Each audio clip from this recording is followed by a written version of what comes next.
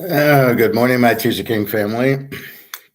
What a day we had yesterday in baseball, huh?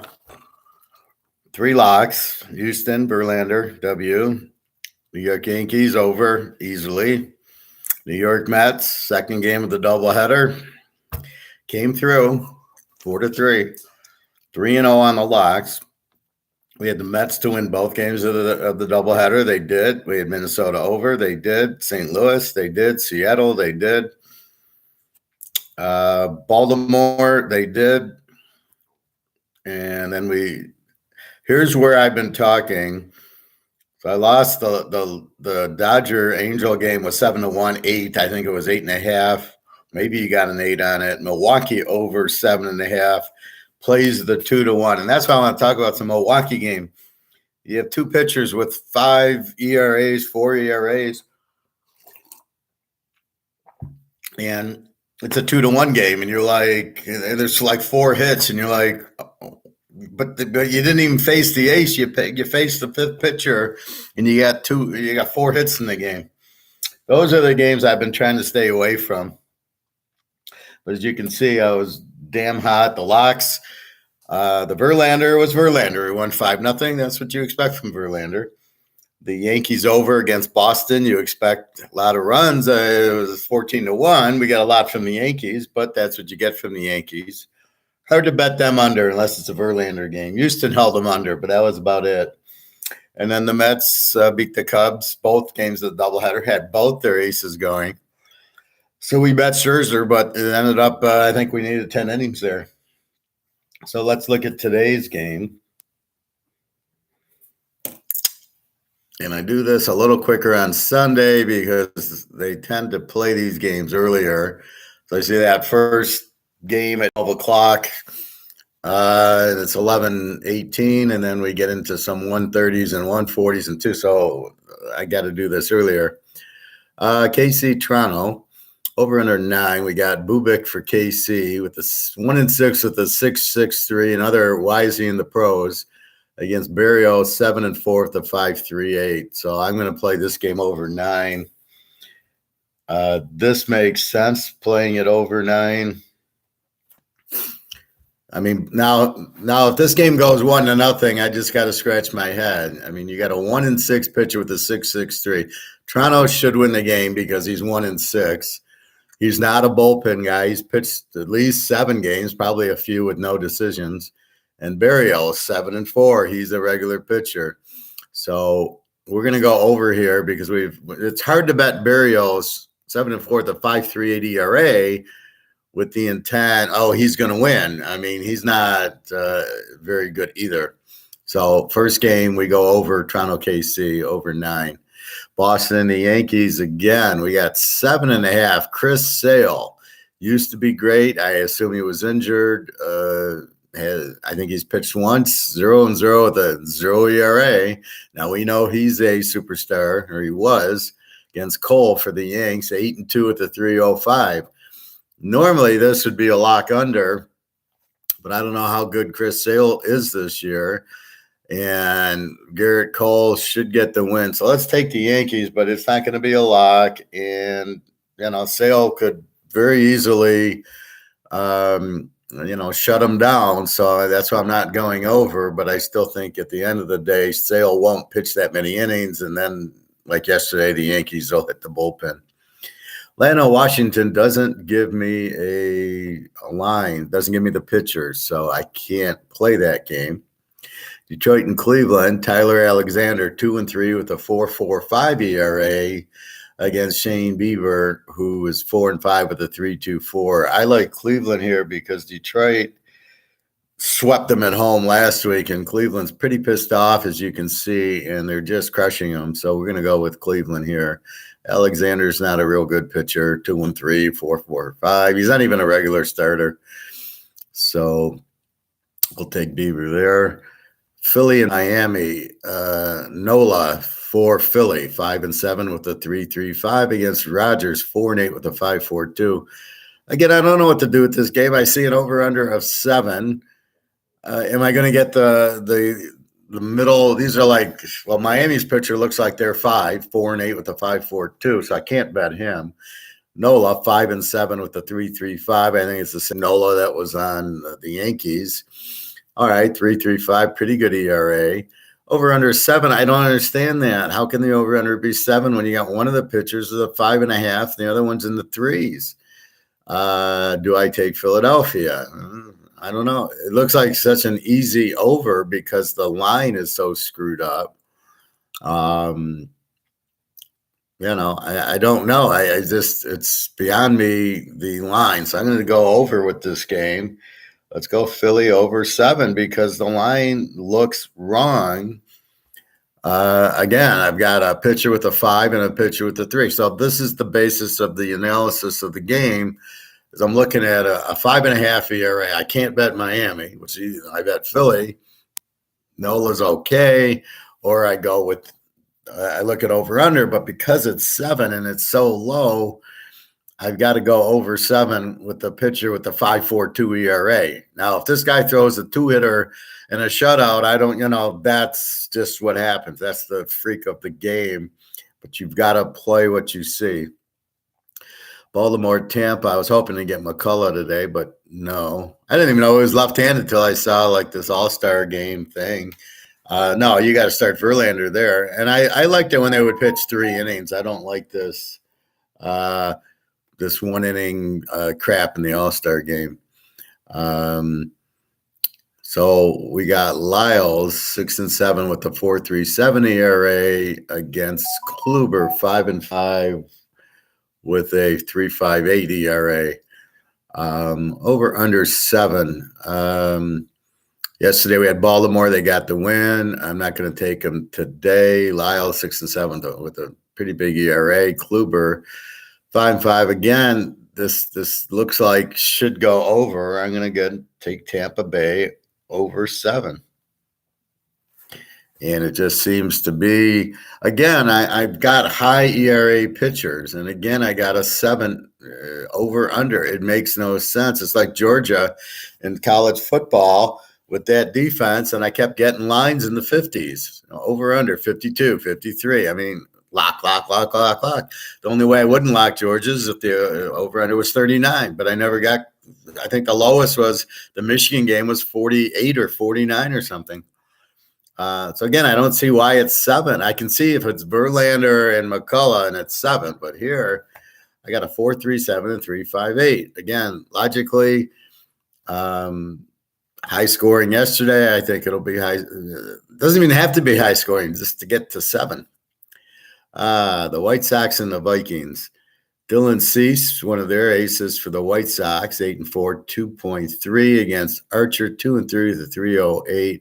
Here's where I'm taking the under, and that does make sense. So we're going to take the Vikings under 8. Now, this is the stronger. Now, this is more. See, okay, you got a 4.37 and a 3.58 in the Baltimore Tampa and the over under 7. Here you got Ace Cease, 8-4 the 2.30, and Archer, 2-3 the 3.08, and they got the game over. Yeah, I don't understand this whole what they're doing. Obviously, Vegas is not understanding what an over-under is or what an ERA is. I think they're just looking at the team and how many their average runs, and they're saying, okay, here's the average runs. This game makes far more sense going under than the Miami and the Baltimore games going over, except for the ERAs. I got to look at it like that. So only getting 7 in baseball is not a lot. Keeping it under 8 with 2 pretty good pitchers makes more sense.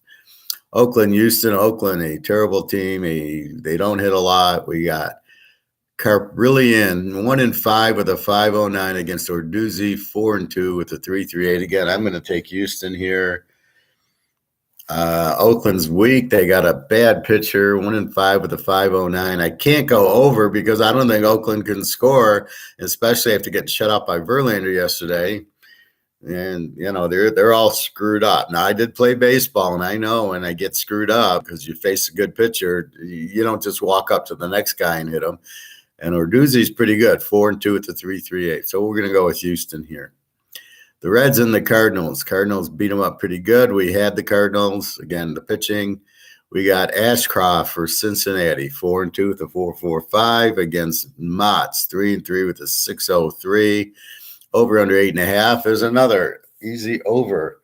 So we're going to take St. Louis over 8.5. That's a real. Again, you got a 6 ERA against a 4.45 ERA. Looks like yesterday lined up perfectly, and it showed. I went 10-2 yesterday, and it was easy. Like, oh yeah, that one, yeah, that's what I thought. And I stayed away from most of the trouble except for the Milwaukee game. So let's see how we do today. The Mets and the Cubbies over under of 8. Peterson for the Mets, 5-2, 3.48. Samson 0-1 with the 3.33. What we saw yesterday, now they played a doubleheader. Their bullpen's probably spent. If you didn't pitch the first game, you pitched the second. The second game went to extra innings, and the first game was close. So both games were close. So both teams used their bullpen in both games. They probably don't have a lot of bullpen. Over under of 8. I don't know who this Adrian Sampson is. 0-1 with the 3.33. Maybe he's a bullpen guy. And I hate when they go to the bullpen guys. So I can't really go over with this game because they didn't hit yesterday, but they didn't hit yesterday because the Mets gave just Scherzer and the other guy gave you 2 aces yesterday, and the Cubs didn't score. And now here you got this Peterson, 5-2 with a 3.48. So this is a game I'm leaving alone. Why am I leaving alone? Because my instincts say to go over because the bullpens had to pitch yesterday because both games were close. So you pitched doubleheaders, but there were 2-1, 3-2 type of games where you would take your bullpen, not resting them like the Tigers. This is their new theory. Wow, for down more than 3 runs, we're going to bring in the third baseman to pitch. I mean, Jesus Christ. You got 15 bullpen guys, and you got to rest them all the time. They can't pitch 2 days in a row, 1 inning. Come on, man. They're babying these guys way too much.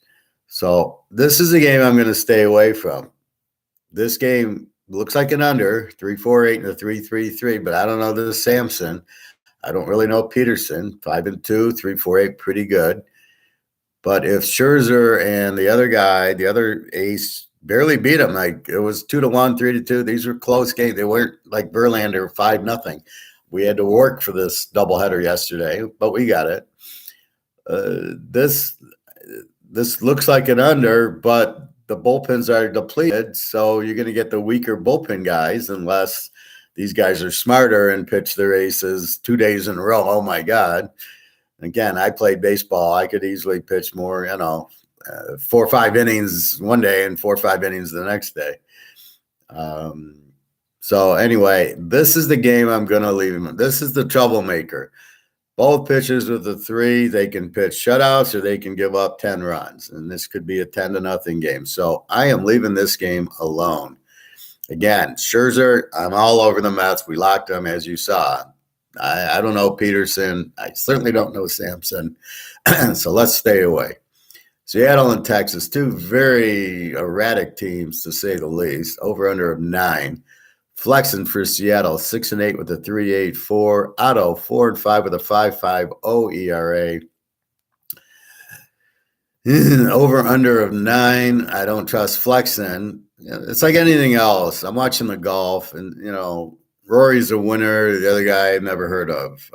And I love how these guys, Norway, went to Oklahoma State. So is he really Norway? I mean, come on, he's Oklahoma State.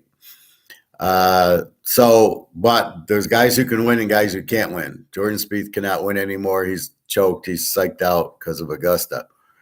That Scott Scheffler, I never heard of him. He's the number 1 player in the world. I've never heard of him. That's how bad golf is now. So Rory, I hope he wins, but he could choke. He's got a 2-shot lead. But again, what you're betting on in golf is winners. This guy's won before. He knows how to win, therefore he's going to win. We're here flexing good ERA, but he's 6-8. Doesn't know how to win. Otto, 4-5 with a 5.50. So I can't bet a team because I can't trust either pitcher can win. I then go to 9 as an over-under, and I go, shit, I don't know with these weak pitchers. But what did I have before, right? In Baltimore, Tampa, I had a 4 and a 350, a 4.5 and a 350, and the over-under was just 7. Here, I got a 5.5 and a 384, very similar, and the over-under is 9. That's 2 runs higher. So I'm going to stay away because I've been hitting 9s and pushing on them. So let's stay away. I don't trust either team. Pitt, Colorado, I don't see pitchers for, so I can't play it, unfortunately. Milwaukee, Frisco. Milwaukee, my one loser. Well, that and the Dodgers by a half run yesterday. But again, terrible pitchers, and it's a 2-1 game. So that tells me that these teams suck when they try to hit, right? Over under 7.5. I got Aaron Ashby for Green Bay, 2-6 with the 4.37 against Logan Webb, 8-3 with the 2.82. So based on the pitchers, I should take the 49ers, 8-3 with a 2.82 at home. Milwaukee couldn't hit their 5th pitcher. This guy, I don't know if he's the ace, but he's the 2. So we're going to take San Francisco just to win the game. Not an over-under, not a lock. I don't have a lock today unless I see one in the San Diego game.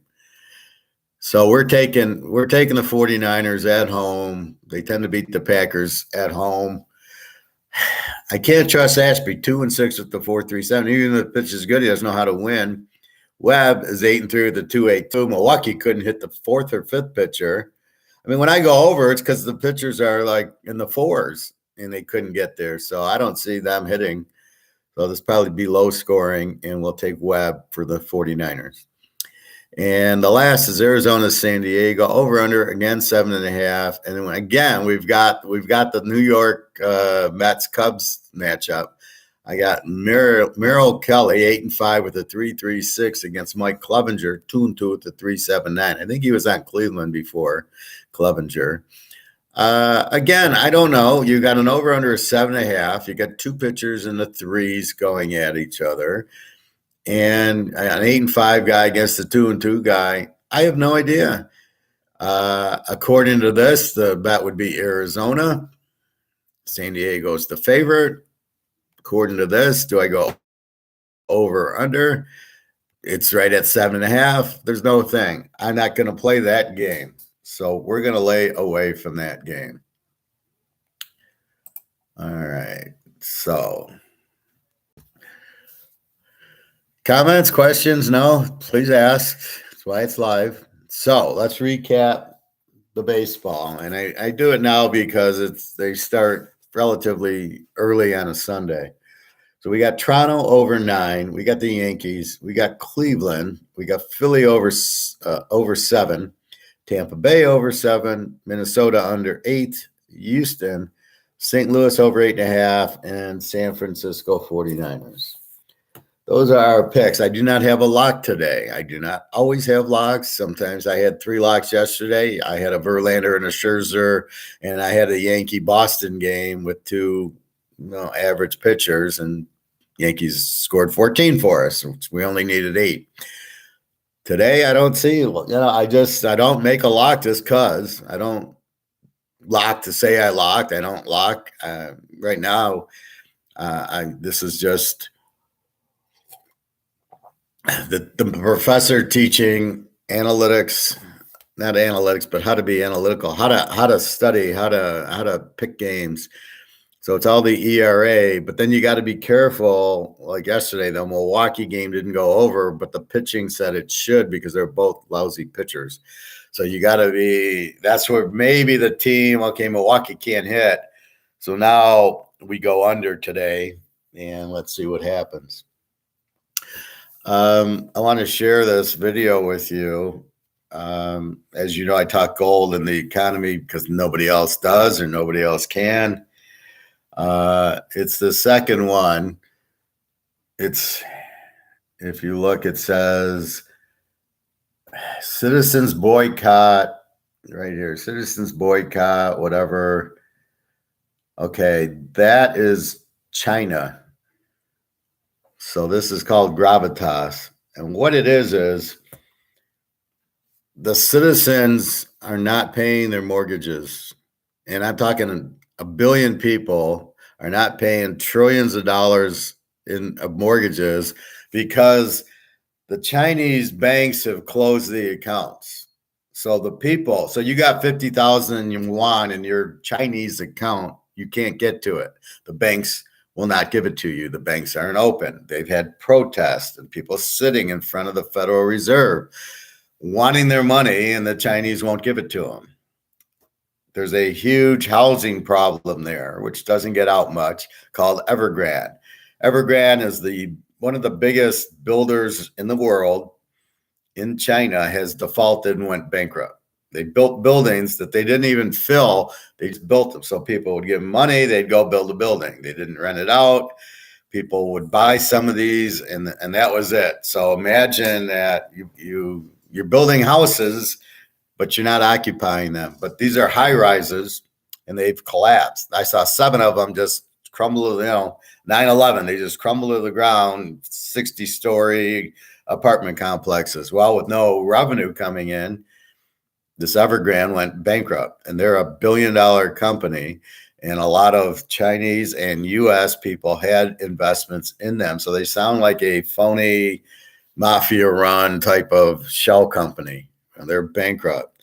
So the people are saying, we want our money out of the bank, and they won't give it to them. The communists, welcome the communists, as we all know, they're evil, are sitting there going, we're not giving you the money out of the bank.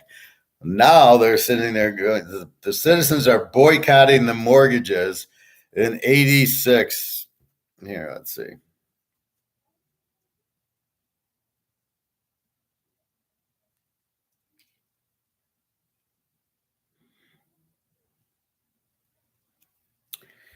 I hate when this happens.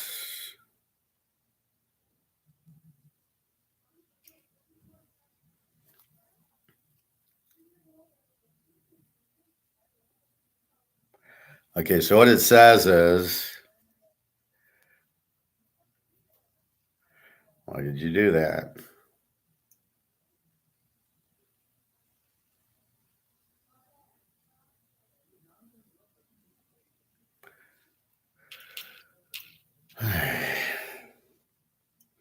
This is getting frustrating. I apologize. So if you read it closer,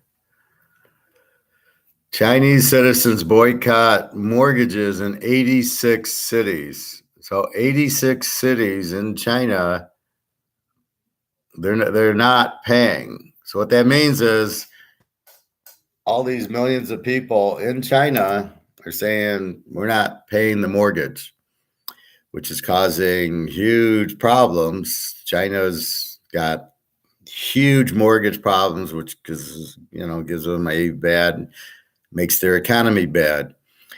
You got Sri Lanka, who went bankrupt, and they're doing that. Pakistan apparently is I read or watched yesterday. Are they in trouble? Excuse me.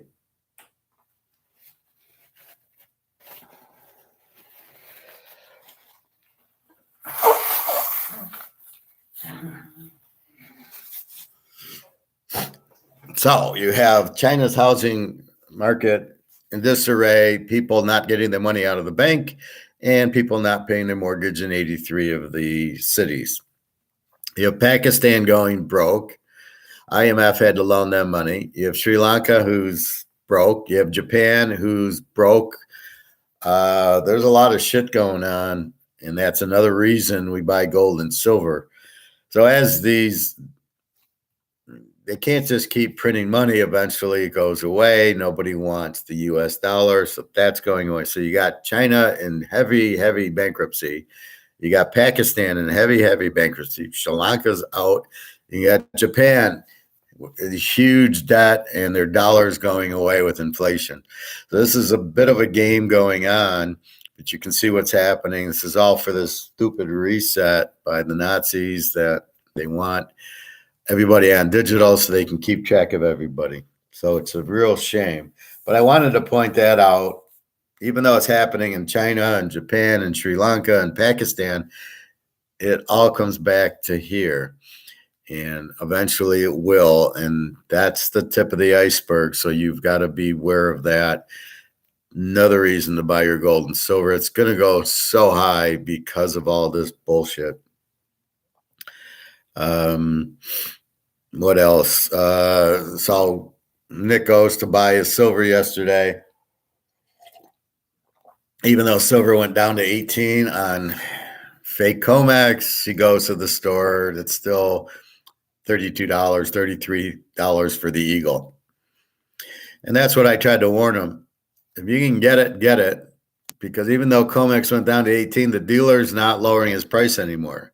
So he's saying, it's 18, I'm still charging you 35. So they're starting to get a little smarter. I think there's more demand. I think people are starting to wake up a little bit more.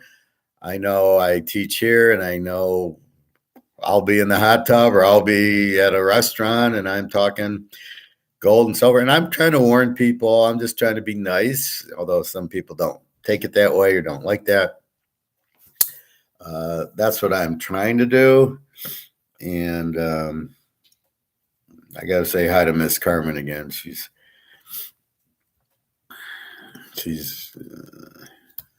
bothering.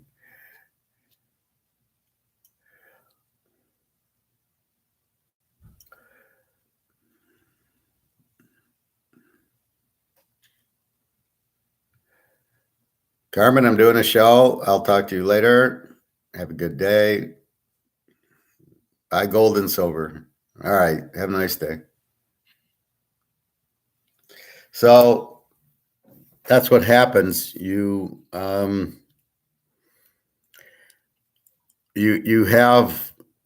they don't tell you everything. And so when I dig and I find this stuff out, like Pakistan's bankrupt, who knew that?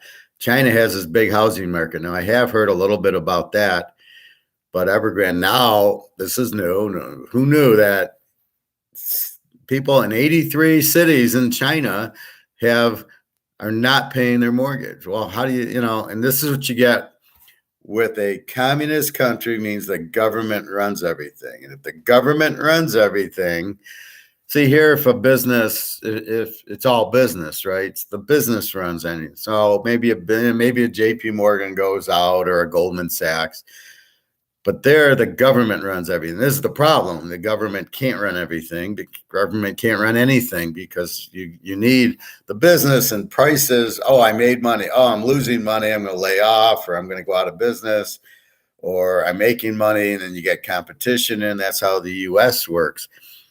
Well, there it's the government. So what is the government going to do? Okay, I'll print more money. It'd be nice if we were in a business and we could just print more money.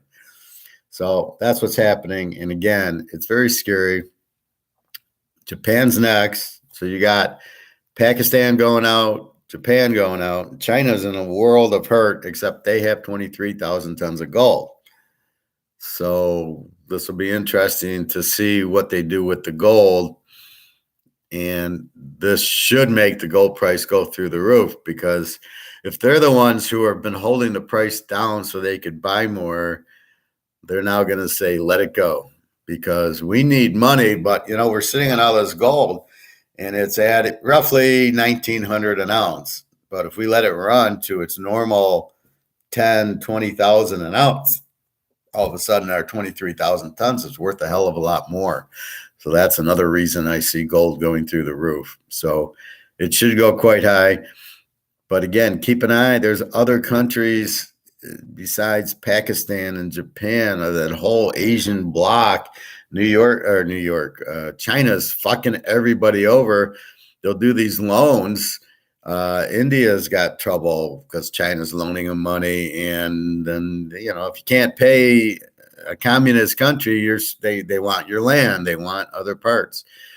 They're doing it to Africa, a lot of African countries, which, again, we don't know about unless you happen to get the right channel, where these African countries, China's taking over. So China's like taking over Africa and then the Middle East, India, and they want to take over Pakistan, and they want to take over, who knows what they'll do with Japan. But this is the problem. So we got to be very, very careful. Unfortunately, they're running the U.S. because we know Biden doesn't know today's Sunday. So this is another problem. That's why Trump lost the election, because China wanted Biden in because they paid him off. They gave him $31 million to Hunter and him.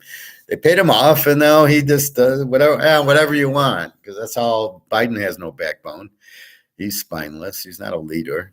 You can't even. He's got to read. Can you imagine if I had to read this? Topic one, we're going to talk baseball. Hold up pitcher, read the games and figure out the pitching.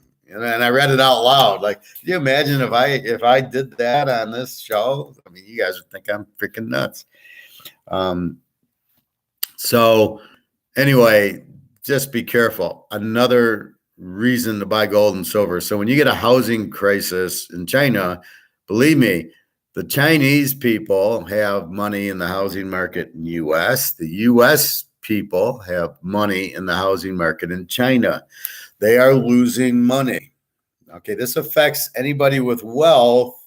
I'm sure Gates and all these idiots have money there also. So this affects their wealth. So what do? They have to sell something to get money, right? So that's another reason that people are selling before they have to. If you own a stock and it's doing well, you don't have to sell it. You're fine with it. But if you have to sell, you sell it at whatever you can. And that's the problem with the houses, right? So if you own a house and you bought it for $300,000, it's worth $500,000 now. And then you need to sell it. Okay, I want to sell my house for $500,000. Well, nobody's going to buy it because interest rates are high. Nobody wants it. Now, well, I got to sell it. $400,000. Nobody. The interest rates are too high. $300,000. Maybe he goes to $200,000, and then okay, I'll buy it from you. And he has to sell it, so he takes $200,000. That's how prices drop, because you sell it when you have to, not when you want to. And most people, what does the Teaser King teach you about gambling? You quit a winner. You get up, you quit, you win. We're here to win. We're not here to gamble. We're not here for the entertainment. We're here to win. And if the guy buys the house, and I've done this before, I bought a house for $100,000, went up to 200. I sold it. I said, thank you very much. Pocketed the $100,000, bought another house, and did the same thing. And that's another. But you always got to think of it as an invest. It's like playing blackjack or poker or anything. I invest. So I go play poker with $300. If I get to 400, well, even if I don't, it depends how the day's going. If I'm down 100 and I get up 35, 40, I quit. I won. I was down 100. I won. If I get up to 400 or 500, I make sure at 500, I'm walking away with 450. Unless I get pocket aces. The guys get pocket sevens and flops a set, and I make a mistake, which I've done. That's the problem with poker, and that's why it's hard to get too much in it, because in poker, you can have the aces where you should win, and then some guy has sixes and a six flops, and now he's got 3 sixes. You got the aces. You should have won, but you didn't, and that's the problem with poker. All this hold'em is all luck. There's no skill involved whatsoever. You can protect. The only skill I say is if I have aces and I bet 30 on the flop. I'm at a 1-2 table in Detroit, not in Vegas. I bet 30 pre-flop. Maybe a guy calls me. Maybe he's got a pair of sixes. Maybe I get 2 callers, and then the flop comes, and then I bet another 30. If they didn't hit, they're out. Unless they have kings or queens. And I take it down. That's the skill part of it, is the betting of the protection. I'm going to bet to get you out because I have aces, and aces are no good after the flop, because it's not, I can't win a lot, because if you flopped and you beat me, I'm in trouble. And if you missed your flop, I'm going to bet and you're going to go out, because I got to bet to get you. I want you out. I don't want, because aces are, unless I get a third ace, or, if the board pairs, I'm really worried. So you've got to be careful there. But this is probably the most lucky game I've ever seen, this Hold'em. And for that reason, in a football game, if you got Tampa Bay playing the Lions, you got Brady out there, you're not losing. The Tampa Bay is not losing that game. There's no, maybe they fumble once, maybe he throws an interception, maybe there's a kickoff return. But at the end, Tampa Bay is going to win. Brady will win the game for you. That's much more skill and less luck than this Hold'em poker, which is sheer luck. You ever watch like these tournaments? Oh, I'll go all in. I got a deuce and a 4, and the flop came 2-2-4, and I win. What was that? Really skill? That you went all in with the 2-4 because you're short stacked? Is that skill? Really? Okay. So that's my bitch about Hold'em. That's why I don't play it. I'd rather have money in gold, which is a sure thing, and silver. That's why I want my money, not in Hold'em. So I play 300 because I know, and that's why if I get up 100, I'm like, before I get screwed by somebody flopping a set or a straight or a flush on me, before that happens, I am going to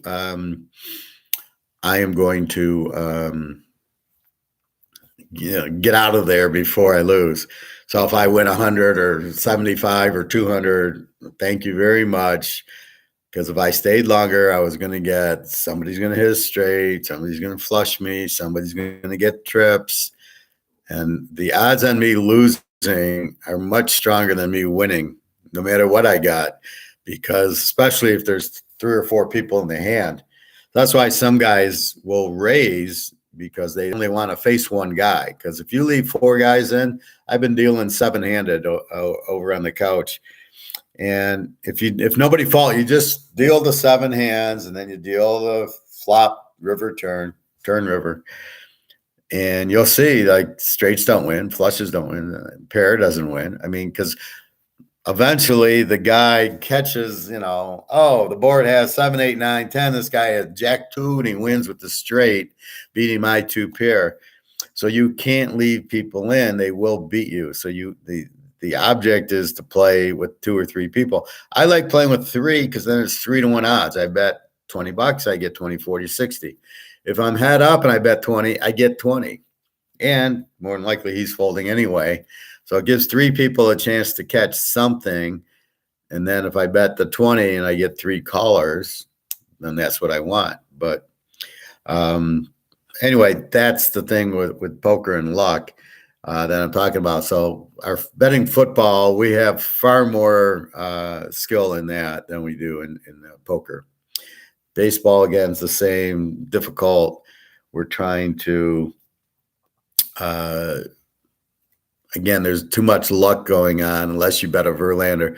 So that's why we bet the Bradys, the Rogers, the Verlanders, because they're not luck, they're skill, and they're very high skill, and that's who I want to bet on, not the the guy who's 4-4 with a 5 ERA. Who knows what he's going to do? He could shut you out, and he could let up 10 runs. How do you bet that? I mean, you can't bet that. So again, we bet to be a winner. So we've talked China, Pakistan, Japan, all having serious financial difficulties. Russia with the war, I don't even know what that's so staged. They want oil. Really, you're going to go to war and kill people so you can have oil, which you already have. Like, you can't come to an agreement and say, why don't we split it 50-50? I'll take the oil in Crimea. You can keep the oil in Donbass, and we'll both live happily ever after as neighbors. No, I'm going to destroy you because you have oil. I mean, Putin, relax. My friend in one of the cities there, Dnipropetrovsk, said a missile hit in the middle of the city. She's freaking out, and I'm like, what the fuck are they even shooting missiles at her little meaningless city? It's unbelievable. So I don't know what the fuck Putin's doing. Okay, so let's get on to football, our favorite topic. All right. So I have my spreadsheet, which let me open up. Oh, I don't know how I can show you this. This sucks. I can't show you this because I don't have my mouse, my Zoom anymore. It's on the thing. Anyway, on my spreadsheet, so I have each conference. I'll just explain it to you. Let me take a picture and then I'll show you. Okay.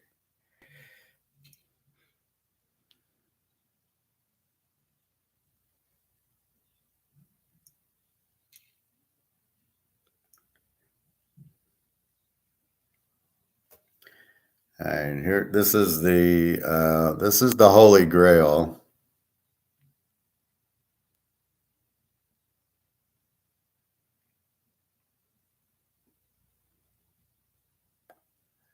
This is going to be a little small, but you'll get the idea.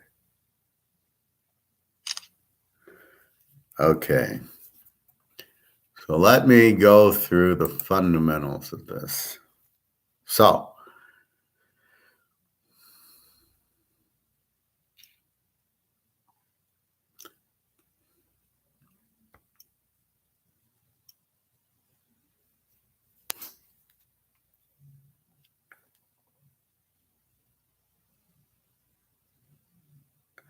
okay, so what am I showing you here? I'm showing you my spreadsheet. So if you read it from this side to that side, you've got the conference and the team. And then, all right, so you got the team far left. Then you've got offense and defense.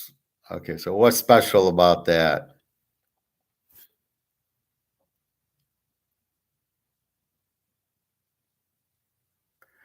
So what I'm determining with the offense and defense, there you see Oklahoma, Texas. So I'm starting with the Big 12. So you can see what they do, what they score.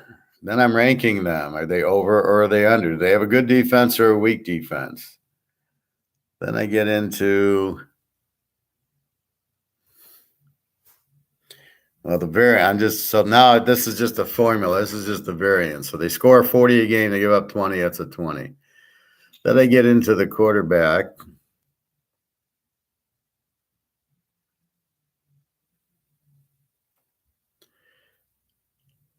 So now here's the key, the quarterback. So you can see Oklahoma has a new quarterback, actually the guy from Florida State. Texas's quarterback's back.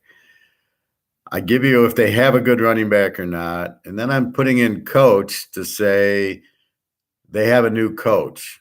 So I'm saying Oklahoma's got a new coach, and then I'm putting in the type of offense. Are they a running, a pass? Are they Navy? Are they Oklahoma? Are they balanced? What do they have? So you can read the type of offense. So if you got a Navy, you're probably, if they have a good defense or an Army, that's what you want. So this is the key right now is the quarterback returning? And on those teams, yes. And when I leave it blank, I have a VLOOKUP on another page that brings in from Yahoo the stats. So this won't be available till week 1. I'll just note new quarterback. And so the key, so when I get to a Georgia, what I'm saying over here is when we look at Georgia's defense and it says 7 points a game, then we know that's the under. Clemson will be like that. They'll score 25 or 30, and then they'll give up. So I do it by conference. If anybody wants this spreadsheet, I will happily email it to them, but you got to understand it. So I'll have to walk you through it. So what we're looking at is the team, and we're looking at offense and defense, and this is just points scored. Now, when they play a shit team, so when Alabama plays New Mexico State and beats them 62-0, I don't even count that because that's not a real game. Or if you play a Division II team, unless you lose to the Division II team, which has happened before. I think Minnesota lost to North Dakota State. Then I make a note, these guys lost to a Division II team. North Dakota State's not all that. And these guys are getting Trey Lance, he'll do nothing. Watch, but well, he's a running quarterback. Running quarterbacks do not win, have never won, and will never win because you need a Mahomes, you need a Brady, you need a Rodgers. Those are the guys. Look at last year. You had Stafford, who doesn't run. You had in the championship game against the Niners, Garoppolo, who doesn't run, against Mahomes, who very rarely runs, and my man Joe Burrow, who doesn't really run. He scrambles a bit. He'd rather throw a 30-yard pass to Chase or Jefferson, or hopefully they get Boucher. Boucher on LSU is the best receiver, but by far better than these Alabama guys. He's another speeder, but he doesn't get hurt. He's a superstar. If you can add him with Chase and Burrow, nobody will beat him. So if they can get Boucher, I'm really hoping they can. But the point is, none of them had a running quarterback. What happened to Lamar Jackson? How many playoff games did he win? One. And really, that was a fluke because he played a crappy team. How many big games has he won? None. I think Pitt beats him. Well, Pitt's so bad now. Well, let's watch Baltimore play Cincinnati. What happened last year? I think Cincinnati killed them both games. You don't win with Lamar Jackson because the defense is just as fast as him. In college, he did okay against certain teams, but then he played good team. Clemson, he got shut out. Florida State, I think he beat Florida State and got shut out by Clemson. So when you play a team that has speed, he's then, okay, go, you got to throw to beat us, and he can't throw. Now, if you had like a Mahomes can run a little bit, but he's such a good thrower. So the separation, Russell Wilson, Mahomes, Justin Herbert, these guys can throw it on a dime. That's why they're the best quarterbacks, not because they run. You don't want a running quarterback. You got Jerry Rice out there. I don't want a quarterback who runs. I want throw the ball to Jerry Rice. That's what I want. So what this tells me, this is college. I have one similar for pros. Now, in college, there's 131 games. So right now what I've done is, like you can see, I wrote in the coaches. So anybody with a new coach, we had, this is crazy. If you look at new coaches, there's got to be 35 new coaches. New coaches are right here. Look at all the new coaches. Now it takes time. I don't care. I love how the worst grade's a C. Believe me, Mike Desorme at Louisiana, and I don't know if it's Lafayette or Monroe. I'm assuming Lafayette. Well, let's look at Ken Wilson at Nevada. They gave him a C. He ain't going to be no C. He's going to be an F. Nevada will struggle without their coach and without their quarterback. So what's the key? Okay, the new coach puts in a new system, but he doesn't have the personnel. He's not smart enough to say, this is what I got. This is the system I need to put in. No, I'm going to put in I want to run a spread offense. You don't have a quarterback who can do it. You don't have receivers, and the line can't do it. I don't care. I'm going to do it anyway. The guy will be there 2 years. He won't win a game, and then he's done. That's what you have to do is, who do I got? And that's the system I need to run. Any of the coach, right? So look at Don Shula. Now, he was a terrible coach. Yes, you can criticize me. He had Baltimore with Unitas and Tom Maddie in the 60s. And they came close. They couldn't beat Green Bay because they were always a good offensive team, never a good defensive team. Then in 67, guess who shows up? Chuck Noll is their defensive coordinator. 1968, they have the best defense by a mile, and they make it to the Super Bowl, but they don't know how to handle Joe Namath, and they blitz them, and you can't blitz. He's like Marino, these guys that with the quick releases, you can't blitz them. Because by the time you get there, the ball's out. Tom Brady, you can't really blitz them. So all of a sudden, here's Chuck Noll. he gets to the Super Bowl, but then what does Chuck Noll do? He goes to Pittsburgh. They only won 4 rings because he got defense that he wanted, and he was a good defensive coach. So he ran his style. Shula then goes to Miami, and he's stuck. He has Zonka, Greasy, and he trades for Warfield. And so now he's got balance, right? He can run Greasy, he can run Zonka, but then he can still throw to Warfield. So you got to double team Warfield, which means you can't stop the run. He stumbles into a good offensive line. All of them were free agents and were not very good. So all of a sudden, the line was good, which he didn't have at Baltimore and he didn't have later in Miami. So he kind of lucked into the situation, and he wins 2 Super Bowls running the ball. He runs Zonka and a few passes. Washington game, boring. And then the Vikings, where anybody could beat the Vikings, they couldn't stop the run, and they had no running attack, which is critical to winning. So what is he? So he wins by mistake because he never had a running attack in Baltimore with Tom Matte, Lydell Mitchell. Lydell Mitchell came later.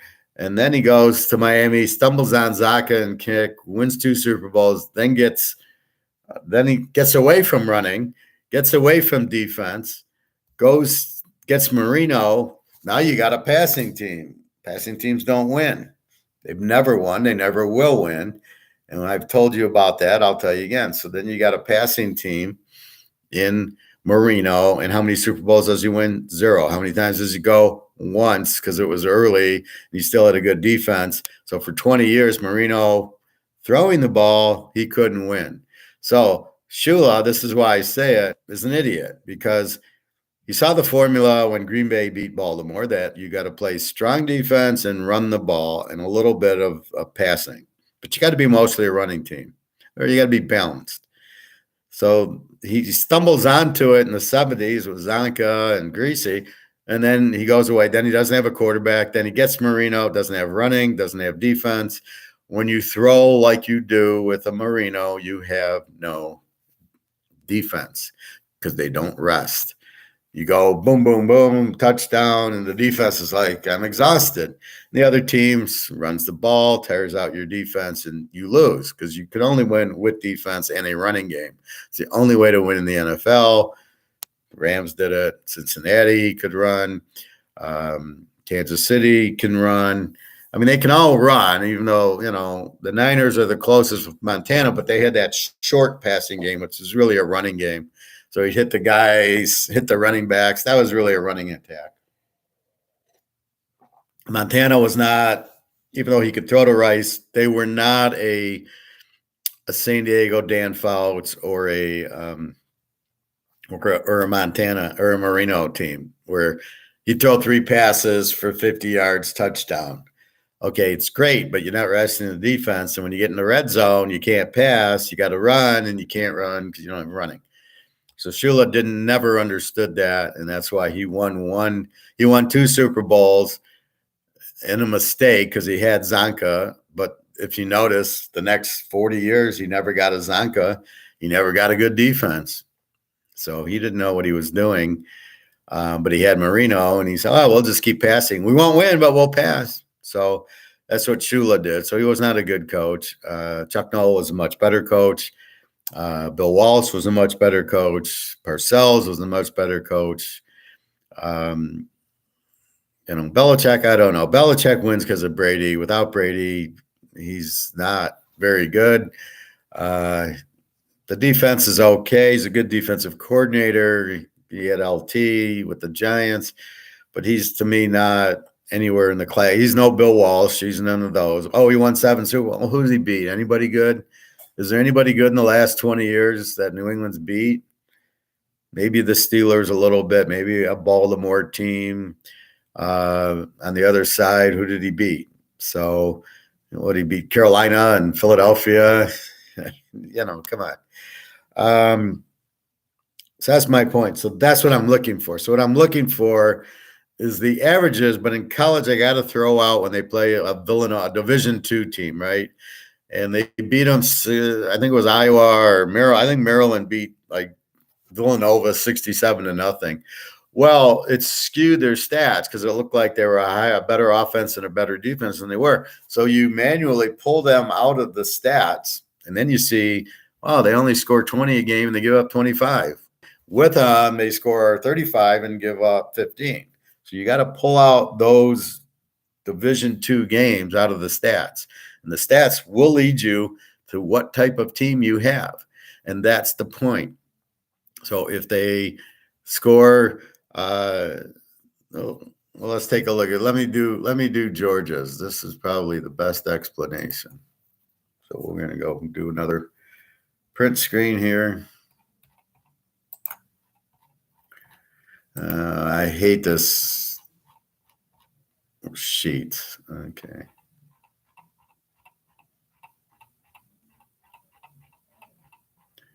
Okay, I apologize. We're going to lose the headers, but I think you all have the idea.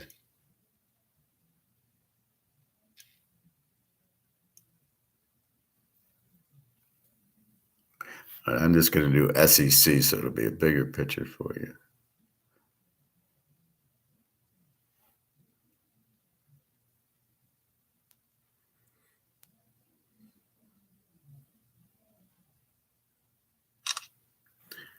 Okay. So, Howard, we locked Georgia 150 times last year. How did you do it? What's the secret?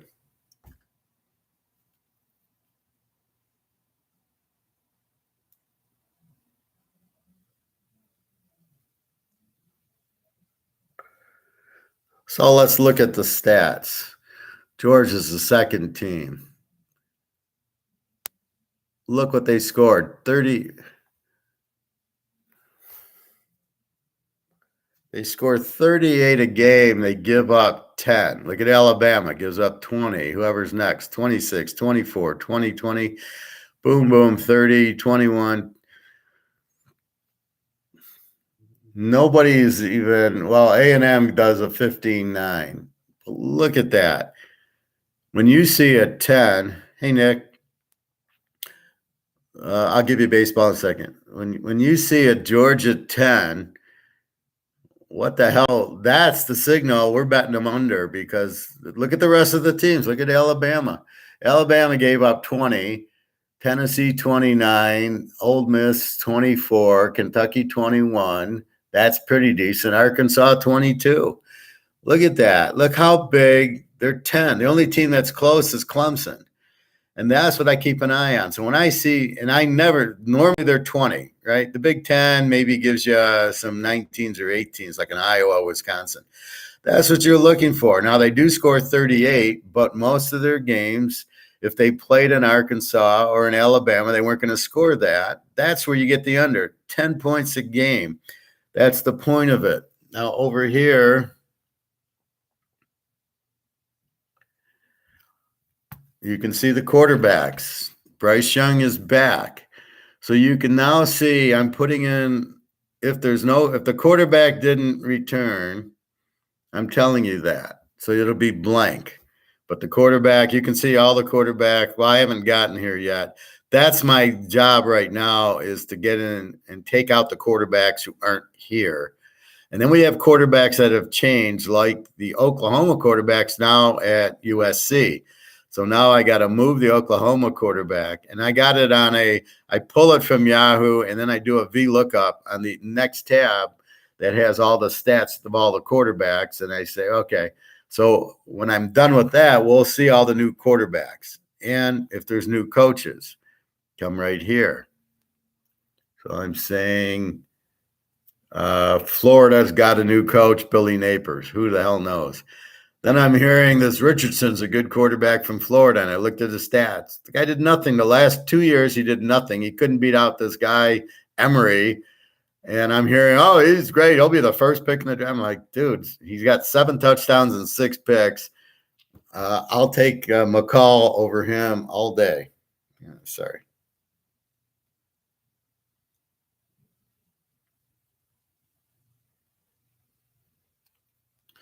So that's how I find what I find. But again, you have to have that understanding of variables. So I got the quarterback. I've got if they have a running attack, and then if they have a new coach, I put the coach there. So basically, yes, Florida's got a new coach, not Alabama, not Georgia, not Tennessee. Nobody else has a new coach. The quarterbacks will be adjusted. So what are we looking at? So as the year gets on, we're looking at that 10 points. If they have a 10-point or not, then, Clemson should be very close to that this year. The question is going to be, is Georgia going to be 10? They got 10 guys drafted by the pros. Are they going to be an under? This is what we don't know, and we got to watch. We assume they will be a very good under because now it's the system. Where did these guys come from? You never heard of them the year before. They didn't give up 10, and now they gave up 10. And my guess is they'll be under 14 this year.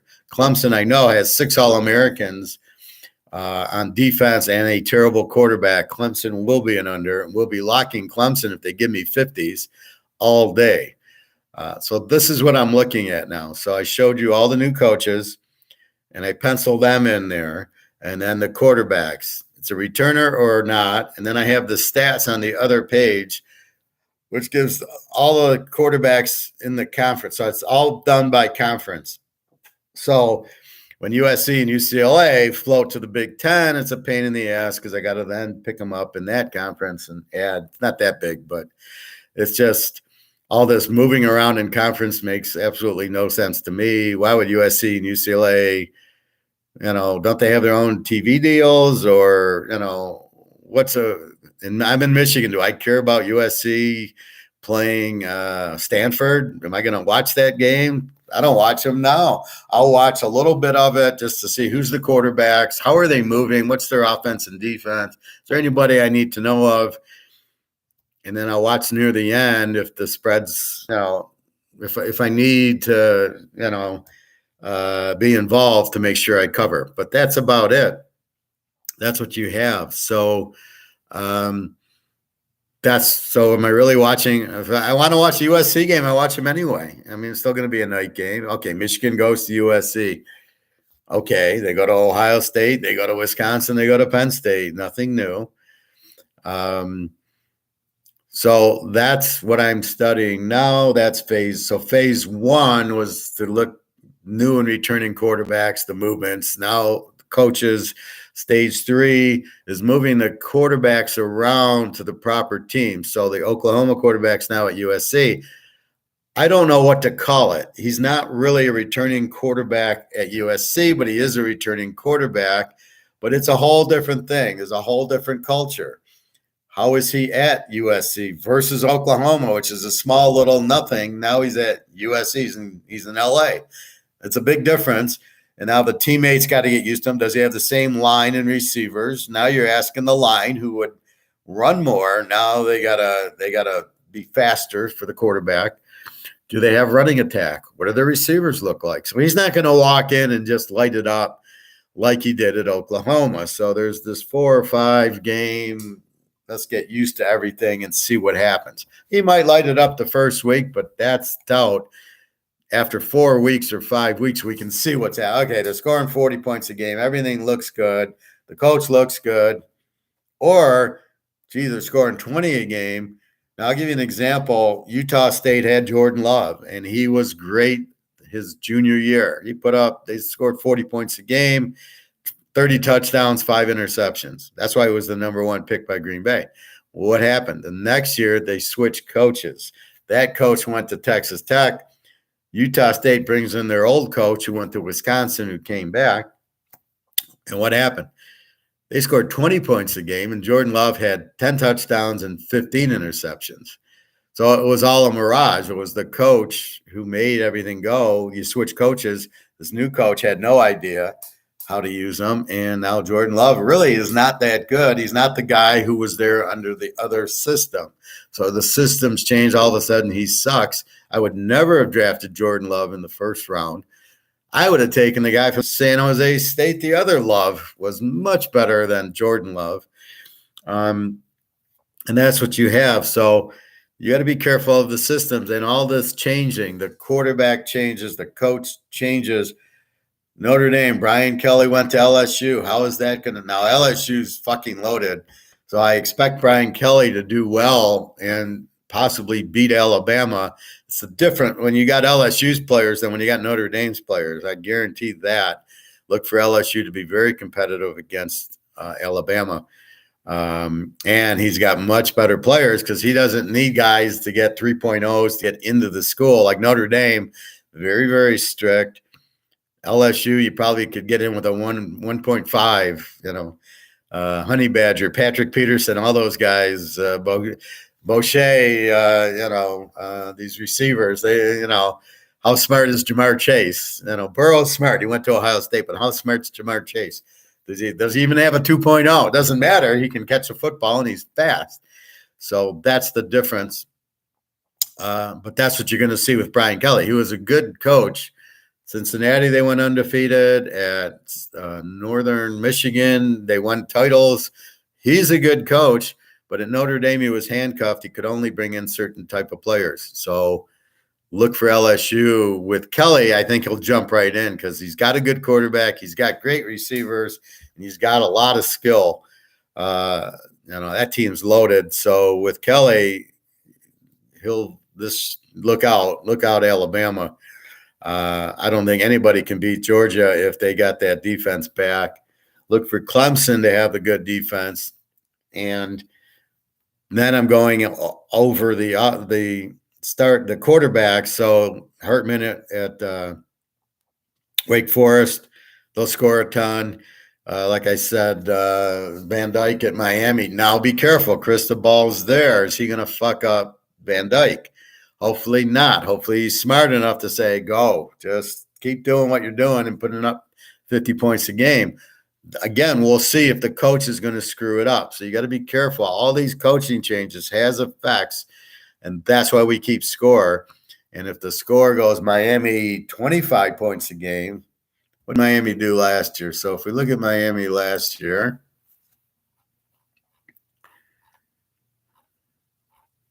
come on.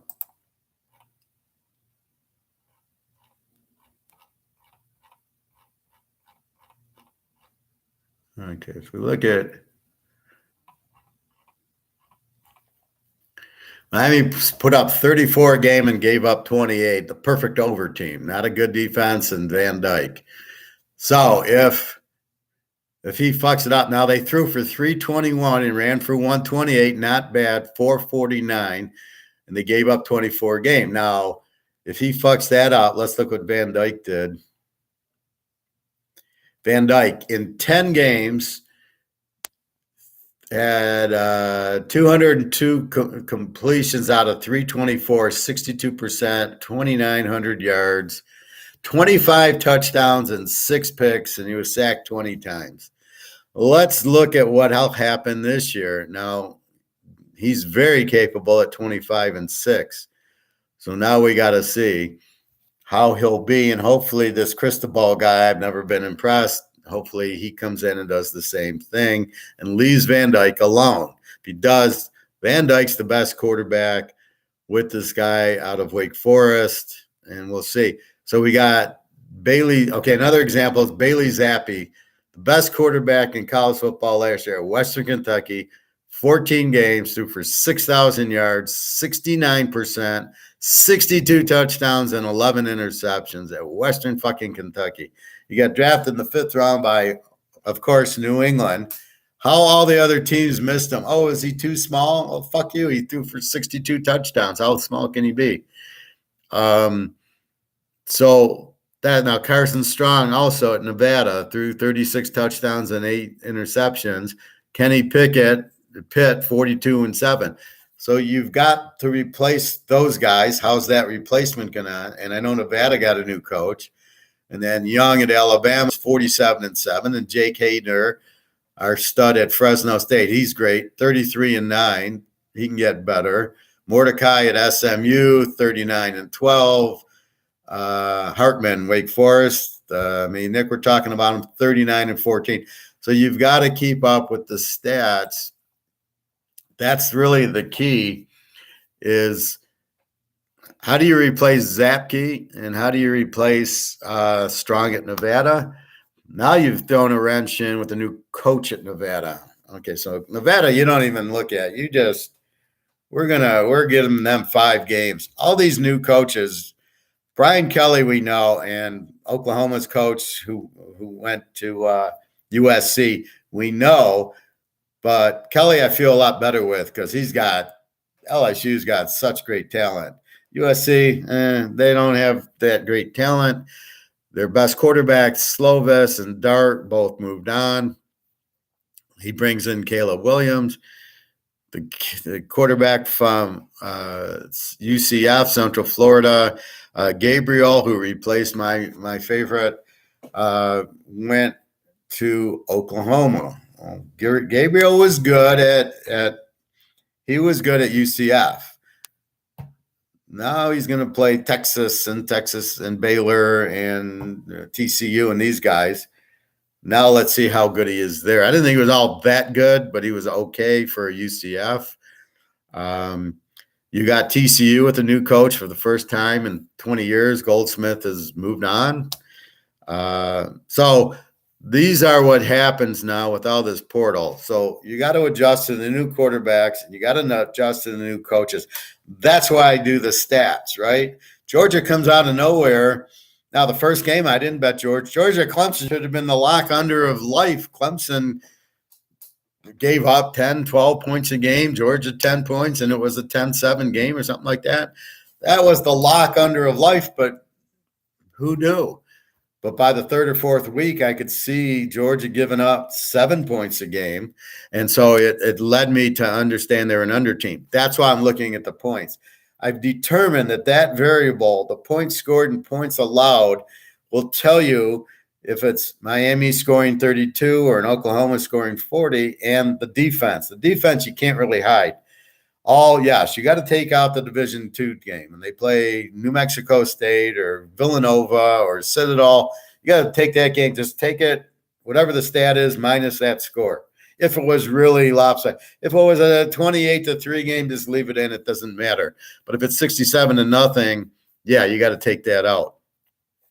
But that's the key to it, because that'll tell you, can they? And then I keep the quarterback and his stats. I just gave you the Van Dyke stats. They threw for 320 a game. They still ran for 128. Balance is critical. And then they got 450 yards and 38 points and gave up 28. A beautiful, that's what you're looking for in an over. Not a great defense, but a good quarterback, and they can score. So the other team's going to score, like Wake Forest. Beautiful. Wake Forest plays Miami, and I don't think they play this year. That's a 90-point game. I think they played last year, and they hit 100. Van Dyke did not play the first 3 games. Can you believe that? The coach, no wonder he's fired. I'd have fired him too. You had Van Dyke sitting on the bench. This guy, are you insane? You can't see this guy's a stud. So that's what you look for. And so now I'm going to put in the quarterbacks. And then what I'm going to be betting on is the consistent coach and quarterback. Alabama, Michigan, Ohio State, UCLA, the teams that are good and consistent and don't have the coaching change and don't have the quarterback change are what we bet on the first couple of weeks. Maybe Arkansas, they're a really good team. The Miami of Florida, we wait 2 weeks, 3 weeks on, because we've got to see what the coach is doing to them. Really, we just need to see one game. We need to say, I don't know who Miami plays the first week. I've got it written down. So many games the first week. Like a full schedule. I kept writing. So Miami, let's see who if they play a normal, let's say they play Virginia. Then we'll see what happened. Did they score a lot? Let's look at the box score. Does he try to run too much? Now he'll tweak it, but we have an idea week 1 if the coach is fucking it up or not. So if the coach lets it happen because you've got Van Dyke, then now week 2 we can start betting Miami over if it's appropriate. A team like Army, great team, great coach. We just keep playing Army, and that's fine. That's what we do. So what we're looking for is a team in the first week or 2. It's the same coach, same quarterback. That's what we're looking for. Georgia, we'll probably play them. Clemson, we're going to play them under. This Venerables went to Oklahoma. What the fuck? This guy's a defensive coordinator going to Oklahoma. I don't know what to expect. I assume they're going to run the ball a lot more and not be wide open because he wouldn't know what to do with it. They didn't do that at Clemson. So we'll see what happens. Hey, Dennis, how you doing? Little college football. Let me do the baseball again. I know Nick's on, Dennis, and we got a few minutes. So here's the baseball for today. I do not have a lock. I did not find one. Toronto over 9. The Yankees. Cleveland. Philadelphia over 7. Tampa Bay over 7. Minnesota under 8. Houston. St. Louis over 8.5. And San Francisco. Now, I tried to be very careful. Yesterday, 3-0 on the locks. 1, 2, 3, 4, 5, 6, 7, 8, 8-1, 9-1, 9-2. 9-2 with a push on San Diego over 7. They landed on 7. So a huge day. But I'm throwing out the garbage games, and there was a few I threw out today that I said the pitchers are like and their ERAs are like 3.6. Is it over? Is it under? Is the guy going to shut them out? Is the guy going to give up 10 runs? Who knows? And I'm trying to stay away from them. And either they're a terrible pitcher, we're going over, or it's Verlander, we're locking him. Again, we won with the Verlander lock and the Scherzer lock. So I told you to play the parlay, and the 3-team parlay with the Yankees over, or the 2-team parlay, Verlander, Scherzer. And I don't know. I don't play parlays in baseball. I don't know what it pays, but it's got to be better odds than laying 250 with Verlander. So, yeah, you could have had a 3-team parlay. Teaser's a different story. I play 4-team, 7-team, 8, whatever I get. If it's a good game, boom. And if I find 5 or 6 of them, boom. And it all depends on the matchup. I could see us having a Georgia under with a Clemson under with a Miami over with the Wake Forest over and an Army in one parlay. No problem. If they play the right teams. If they play the wrong teams, we're not going to have it. What else? So I think I talked, as we know, gold, silver, our COMEX, which should be blowing up very, very soon. Hey, James, I didn't do so good yesterday in baseball. I gave you 3 locks, James. I don't know what else to tell you. All 3 of the locks won, and I gave you the Mets to win both games of the doubleheader. So just listen. I mean, I'm giving you winners. Just listen. I'm sorry you didn't do good, but I don't know why you didn't do good. So Professor's pretty fucking good, so keep that in mind. So again, gold and silver, don't pay any attention to COMEX. It's a fire sale, like the margin call movie where they're dumping the derivatives. The price will go down because there's more selling than buying. Nobody wants derivatives or ETFs or paper gold. You must have the physical. So nobody wants it. That's probably why it's going down. But as Nick told me, he went to his coin store and it was still the same $32, $33 for the Eagles, even though the COMEX dropped. Why is that? Because the COMEX is not real. But when you go to the coin dealer, that's not even a real price. That coin dealer doesn't know what the fuck to do. He's sitting there going, well, COMEX is this. I'm going to mark it 35.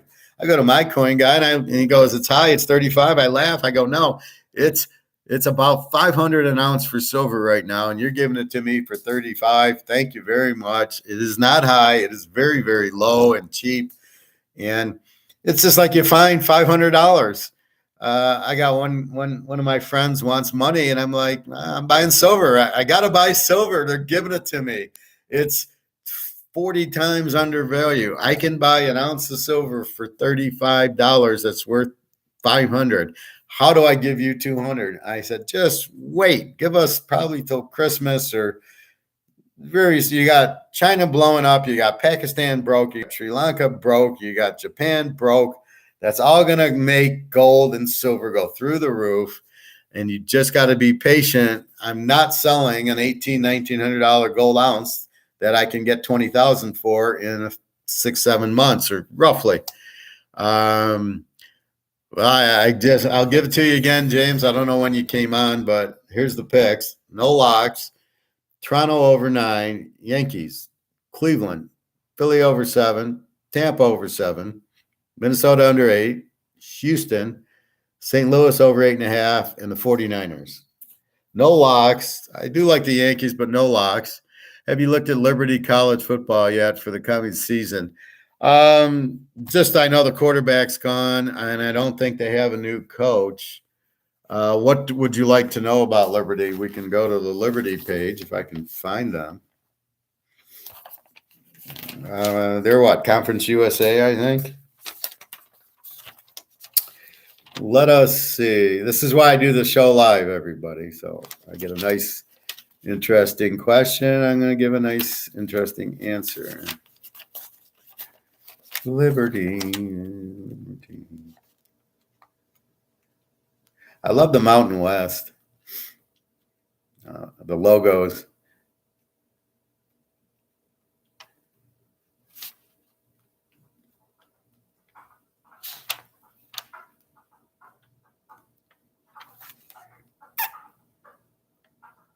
Oh, is Liberty an independent, maybe? I know they ain't in the Big Ten. And they're not in the Big 12. They're not in the ACC. Maybe they're an independent. Or are they even in Division? I know one team dropped to Division 2. I don't know if it was Liberty. One of my boys got tired of losing. No, that's the MAC. And I know they're not in the, oh, wait, here. Yeah, here they are. Okay, what would you like to know? We got a new quarterback, and they got a new quarterback, Charlie Brewer from Baylor, so that should help them. Well, but the key is they got a better quarterback this year. They got Charlie Brewer. Charlie Brewer was a starter at Baylor, and he got beaten out for the job, and now he's transferred to Liberty, and Willis is gone, so they've improved. Returning a lot of starters. No, they're not. I got 3 on offense and 4 on defense.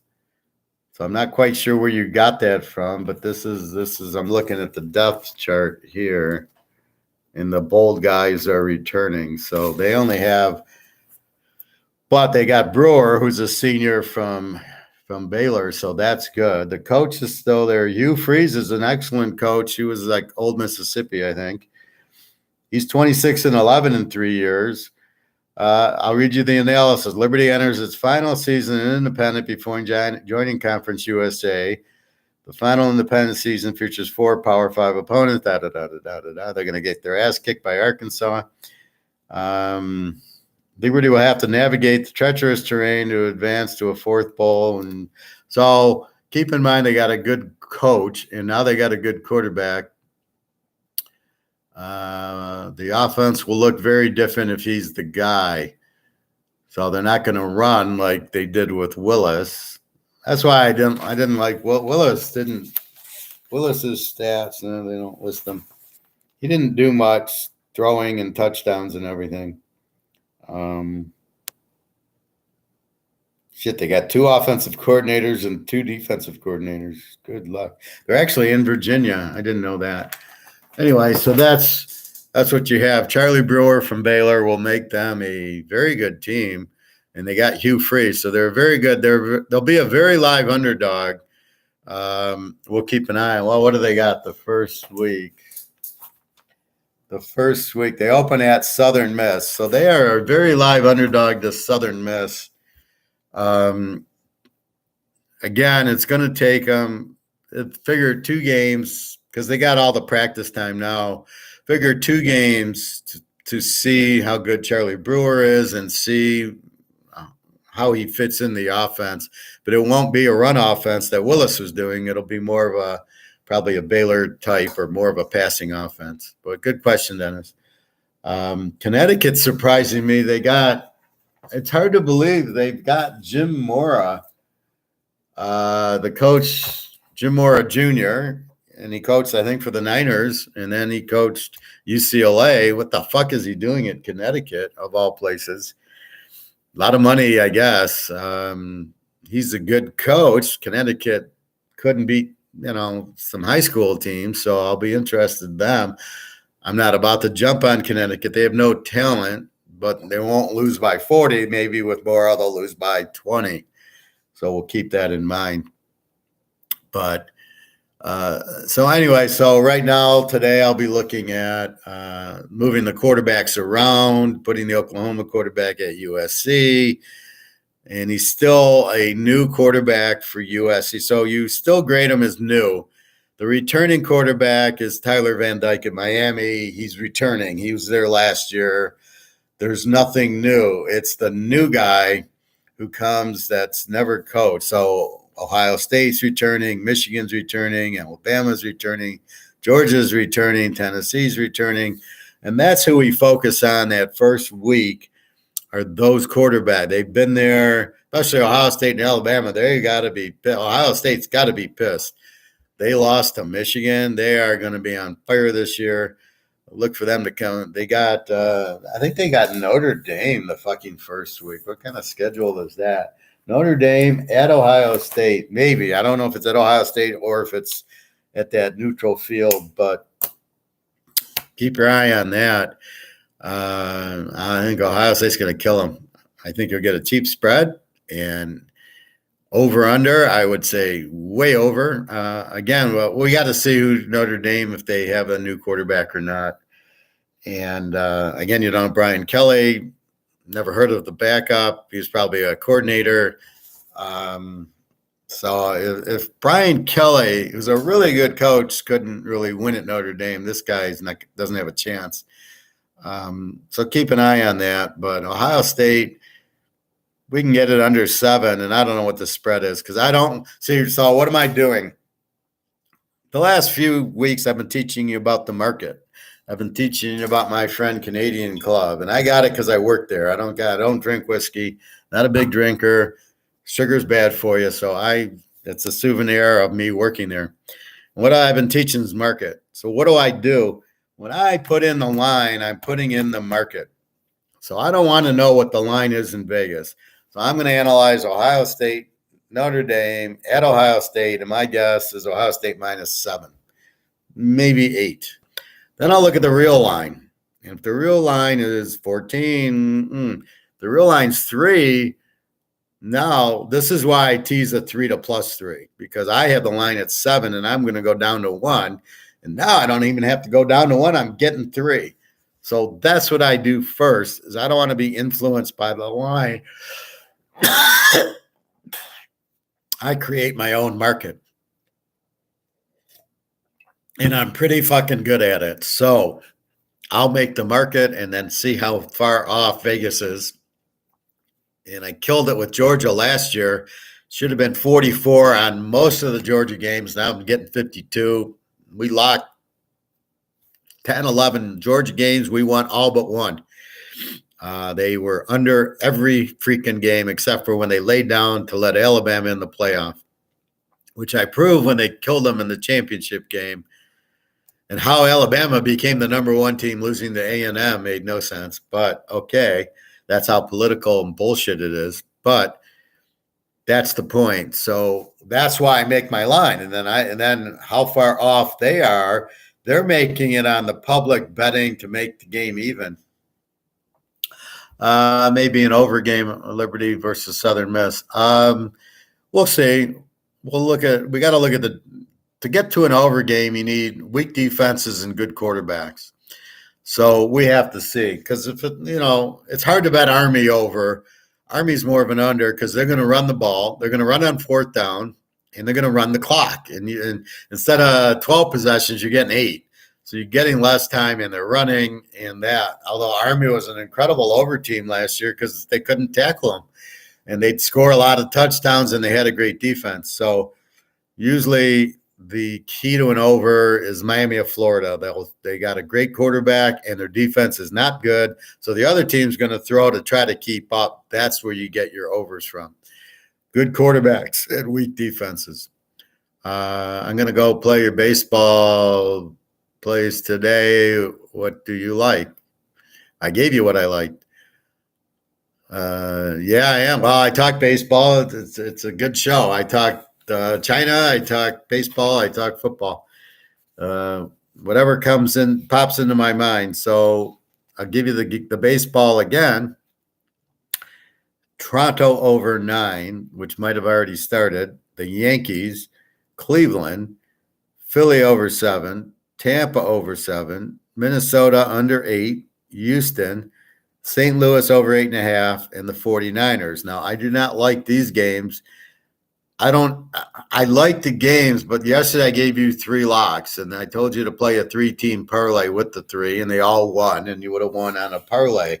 Today I don't have locks because I don't have the same. You don't have a Verlander going. There's no McCullough. There's no Scherzer.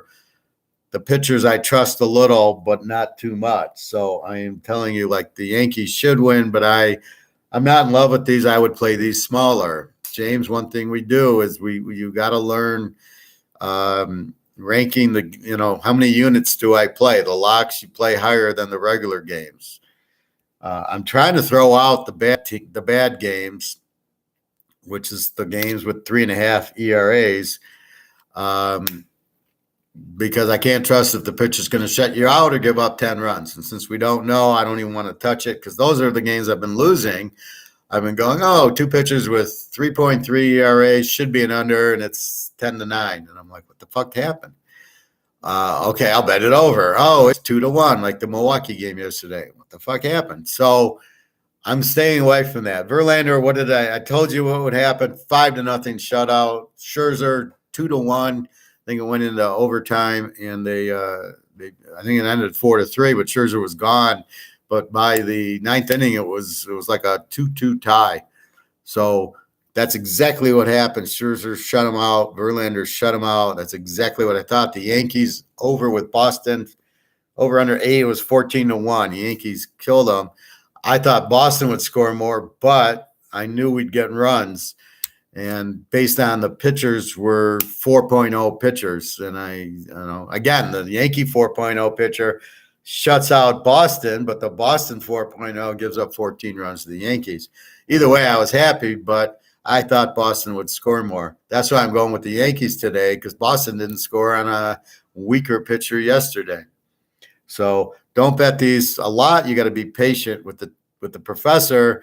You got to be patient with me, because I'm going to find you the Georgia locks, but I'm going to give you some of the other games. I'm going to give you Miami of Florida over, but unless they're playing Wake Forest, and what's the line? If they play Wake Forest and the line's 77, forget about it. We're going to bet it very, very small or not at all.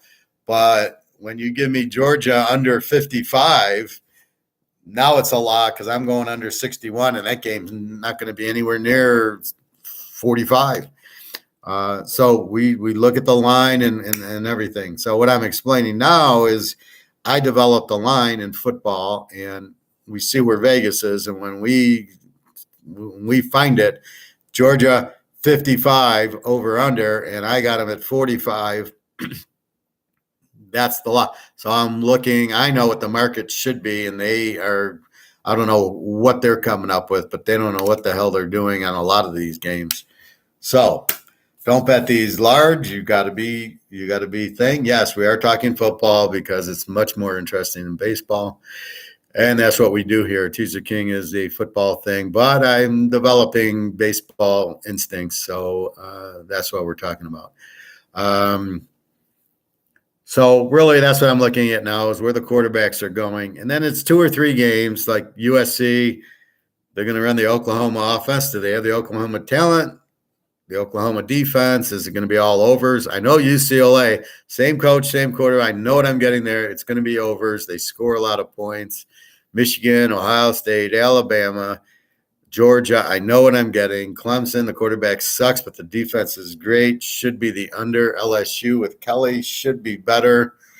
We'll take a look at Liberty with the Baylor quarterback. He was great. I mean, I locked him the last game because he was playing. Which is easier to cap, NCAA football or NFL? NCAA football. NFL has become really it's become really difficult. It's really You got your Mahomes and your Brady and your Rodgers, okay, but the coaching sucks. They all run the same plays, the same offense. We'll run the wide receiver bubble screen. Well, there's no running. Occasionally, you have a running team. The coach, I think the coaching is so bad in the NFL. When your best coach is Belichick and the Kansas City coach, who stinks. Everybody wants to say how good he is. Let's see, he lost 4 championship games with Philly and now 4 with Kansas City. And you want to call him a good coach. And the only reason he's good is he stumbled on Mahomes, and Mahomes is like Brady. He gets you the wins. You're welcome, Dennis. Let me know. Just send me an email if you want. Again, changing the subject quickly, keep your eye on China. The housing market is going under. The people, I read you, 83 cities in China, they're not paying their mortgages to the government. This is a huge thing. What are they going to do? Kill all the people in China? So this is fucking up China. Pakistan is bankrupt, Sri Lanka's out, and Japan is bankrupt. So you've got these Asian countries all going bankrupt. This is going to cause a huge thing here. What are we going to do? Print more money that's worthless? So Russia's the only thing. So what does it get to you? Gold and silver. It's another reason gold and silver will go through the roof. James, I remember him in Philly, Andy Reid. Yeah. Yeah, I know. Yeah, he's a choke. He doesn't really know what he's doing. I mean, they say he's a great offensive coach. If I had Mahomes, I'd be a great offensive coach. Like Belichick gets credit. If I had Brady, yeah, I would have won all those Super Bowl. What happened to the 10 years you didn't win a Super Bowl, Belichick? What the hell were you doing then? And you still had Brady and you still couldn't win. So, yeah, I mean, you want a good defensive coach and you want a good coach, and good luck finding it in the NFL. College, okay, Saban and Ohio State, I can make money with them, and Michigan with Harbaugh, Georgia. I can find a Georgia and lock them under and win 10 locks in a row last year. I can't do that in the pros. Every team, when I studied their defense, was a 22, except for Buffalo. But the only reason Buffalo had a good defense is because they played Miami and the Jets, who neither team can score, and New England, who doesn't score a lot. They played them in a windy game where it was like 99 runs by New England. So Buffalo, with the Jets in Miami with no offense, their defense looked better than it was, and we saw Kansas City shred it. All the other teams had 22s, so there was really no good defensive team. They were all average. And, you had some good offense. San Diego, I went a lot with, and Kansas City. Oakland, you didn't know what you were getting. And Pittsburgh, you didn't know what you were getting. See, this is the problem. There's a lot of inconsistency. What am I doing with Philadelphia? What am I doing with Miami? What am I doing? Cincinnati did start coming through. Cleveland, who the fuck knows? So the NFL, you have so much inconsistency. You don't know what's going on. How do I bet it? But, so you're looking for the weak team, Jacksonville. But then here's the problem with the NFL. Buffalo goes to Jacksonville. Buffalo should easily beat them by 30. They lose the fucking game straight up. How do you bet that? That should be an easy win. Jacksonville's got terrible quarterback, not great defense. Buffalo, you're this juggernaut, and you laid down to Jacksonville. Now, was the game fixed? Probably. How else can you explain them losing to fucking Jacksonville with no coach and no quarterback? I like playing small schools and betting college. Well, whatever we find. We found a lot of Coastal Carolina with McCall. I got off of Liberty because Willis stunk last year. I do play a lot of Army and Navy and a lot of SMU and a lot of Appalachian State. I like that conference. Usually the MAC I like, but last year it was all over the place. I won a lot of money with Buffalo in the MAC, but that coach moved on, and now they're not going to be that good. So the MAC's kind of, Toledo, Western Michigan. That one year I won a lot when they rode the boat and they went undefeated and lost to Wisconsin. I bet them quite a bit and won quite a bit. But we'll see what happens this year. But, yeah, I mean, I keep an eye on all the teams. But when I get that inconsistency, when I get they give up 28 a game and they score 30, you got to be careful with that. So I usually bet against weak defenses. So when I see a team that gives up 33, 34, 35 points and they play a decent team with a good quarterback, so Miami goes against a weak defense, then I'm either betting Miami or I'm betting the game over. And that's what I'm looking for. Like UTEP last year, I bet them. Yeah, I had UTEP. UTSA I had better. They won the division. They had a great running back, Sonorsey, whatever. Sonorsey was great, but he's gone. But the quarterback's still there for UTSA. But they're a very good team. I think Utah is the cream of the Pac-10. Absolutely. I love their quarterback, Rison. He wasn't the starter. Comes in like Van Dyke, third or fourth week. That guy, I would draft him. And if I had the first 5 picks, it'd be Van Dyke and Rising would be my top 2 quarterbacks. Those are real quarterbacks, not the guy. First, we know Ohio State has never had a good quarterback in the NFL, and the Alabama's quarterbacks don't do anything in the NFL. Most of Alabama's players don't do anything in the NFL. It's all system. It's you got real fast guys, so the quarterback looks good, and you're playing teams that don't have that until they play an LSU and an Auburn, which has equal talent, and then they don't do much. But in the normal games, that's why you see Alabama light it up against Rice or New Mexico State, because they don't have the speed to match up. The guy just throws. They get 60 points against weak defenses, and you think, oh, look how good they are. But then when they get the Clemsons and they get the Georgias, they don't show up, and that's what happens. So, Utah is very good. They're the best in the Pac-10. Oregon, who knows? You lost the coach. UCLA will be very good, high scoring. USC, I have no idea, because the guy – he won at Oklahoma because, I don't know. I think Baylor beat him, didn't they, last year? Or Baylor and Oak State. Baylor beat them last year, so keep your eye on Baylor. They got a really good quarterback this year. And, watch the new quarterbacks with this. Watch the returning quarterbacks with the returning coaches if they're good, like Baylor. That's who I want to bet the first couple of weeks, and then I move to, who's hot. So that's it. You want to look for the defenses that give up over 30, and you're betting against them, and you're looking for good quarterbacks, and you got all the quarterback stats, except for if they play Villanova or East Texas State, then you got to throw the game out. Make sure you do that. Especially if they win 70-0, just throw the stats out. It's going to screw you up, and that's the key to it. So keep looking at that. So anyway, buy your gold, buy your silver now. And why do I say now? Before you cannot get it, and it will not be this price. What is different? I went to my rib guy, and he says, well, it's been like that for 20 years. It's been low. I said, yeah, Comex controls it, but Comex just blew up.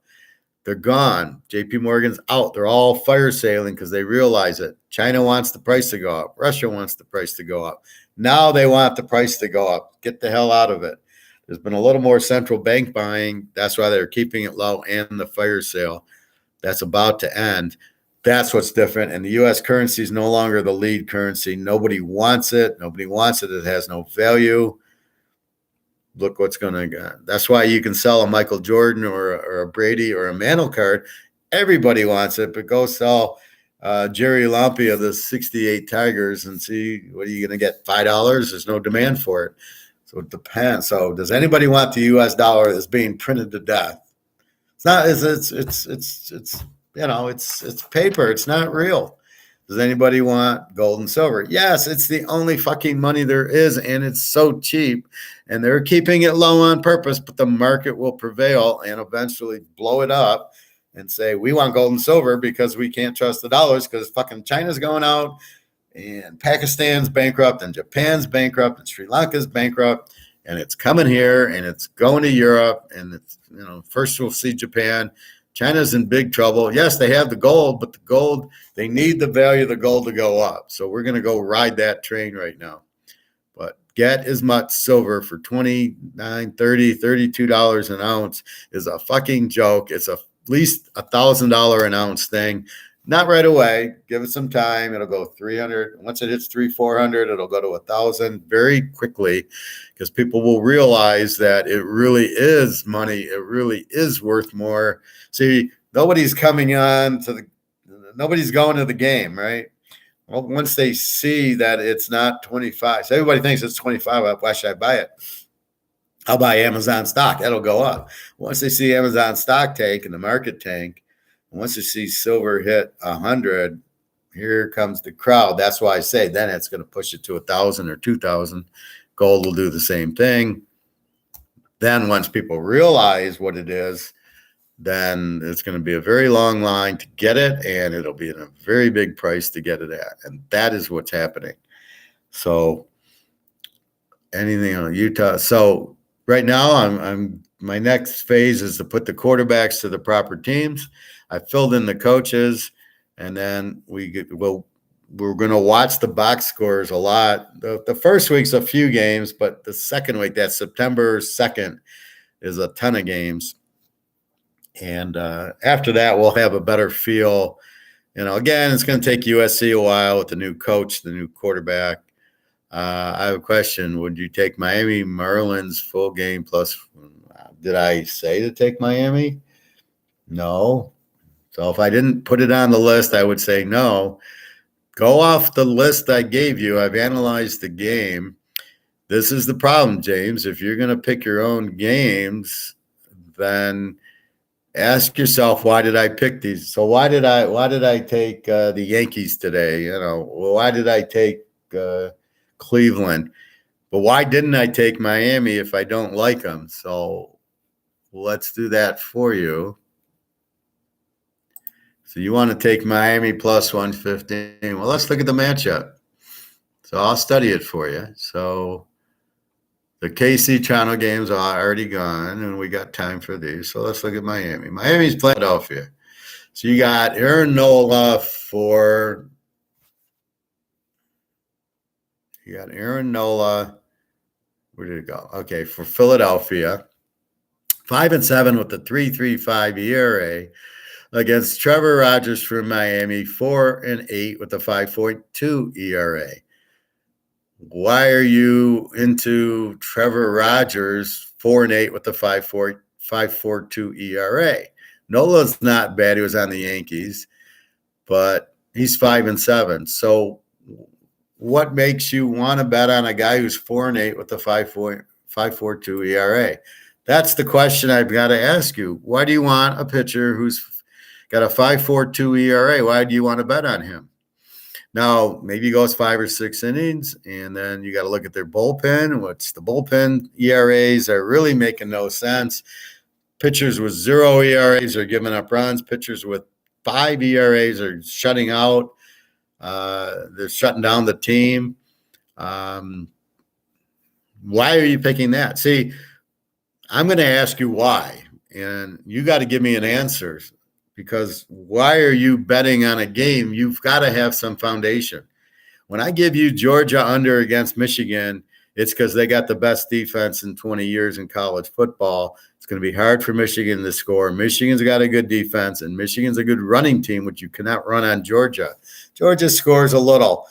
I give you the explanation. We're betting it under because Georgia's got this great defense. So you've got to give me why you like Miami. Why do you want to bet money on Miami when you got this pitcher who's under 500 and gives up 5 runs a game? Do you expect him to shut out Philadelphia? Is there major injuries on Philadelphia that and I don't keep up with that in baseball? So you've got to give me why you like Miami today when unless there's been a pitching change with this pitcher pitching, and that's how you learn. I can't give you one on Twitter. A handicapper have Marlins out. Well, okay, if you're going to listen to some guy you don't know on Twitter, Why? You can hear me, you can see me. I'm giving you explanations. I went 10-2 yesterday. All three of my locks won, so I'm giving you reasons, and you can see my results because I'm not hiding. I didn't do anything about Major League Baseball. Okay, so this is a problem. If you start listening to handicappers you don't know anything about because he picks it, you're going to lose a lot of money. James, you got to – I'm teaching here, right? I'm telling you how to pick, how to bet, especially football. What do I look for? What are you going to bet on? And you're going to learn. Baseball, I'm telling you, the only way to bet it is pitchers, and you're betting Verlander. Because Verlander is pitching, I lock Houston, they win 5-0. That's what I'm teaching you. So this is a class. So I'm saying this is what I look for, and then you can see the result. Houston won. I locked it. Houston won. Why? Because Verlander pitched. Am I locking Houston today? No, because Verlander's not pitching. I do like the pitcher going today, but he's not a Verlander. I'm not locking it.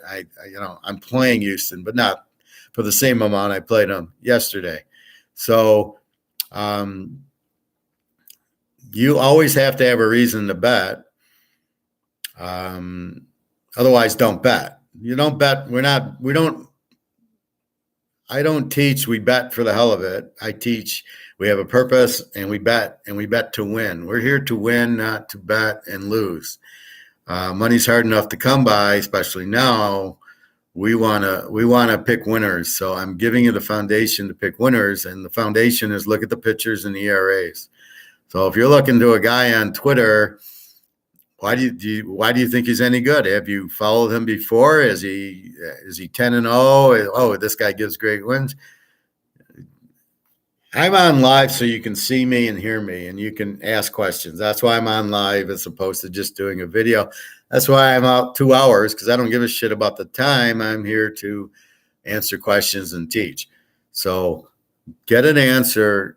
Don't just take a random guy. Now, if you follow this guy on Twitter and he's giving you a lot of winners, okay, this guy knows what he's talking about. But we don't know if he knows what he's talking about. And if he's not giving you an answer, go on Twitter and ask him